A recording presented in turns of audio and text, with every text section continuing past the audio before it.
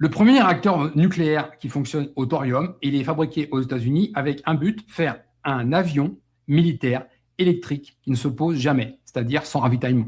Vous voyez déjà, on a l'ambition militaire avant le civil. Ok, c'est là qu'on a les premières bribes des réacteurs au thorium. Alors le thorium, c'est quoi? Le thorium, c'est un minerai. Vous avez sur Terre de l'uranium, mais l'uranium, qui sert aujourd'hui dans toutes les centrales nucléaires, l'uranium, son problème, en fait, c'est qu'il faut l'enrichir, et l'uranium enrichi peut faire des bombes nucléaires, c'est-à-dire on peut fabriquer du plutonium. Bon, très bien. Le thorium, c'est totalement autre chose. Le thorium, c'est un minerai beaucoup plus présent dans la croûte terrestre que l'uranium. Il y en a partout.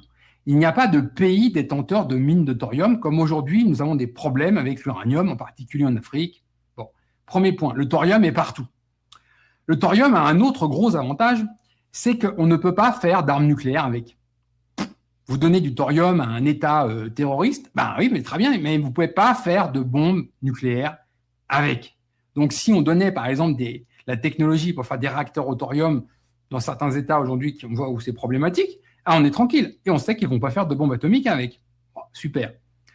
Le thorium ne produit pas de déchets nucléaires. C'est-à-dire les déchets nucléaires à longue durée de vie, en dizaines, centaines de milliers d'années, qu'on serait soi-disant en capacité de stocker et de surveiller, ben on n'a pas de problème avec le thorium. Ah, très bien.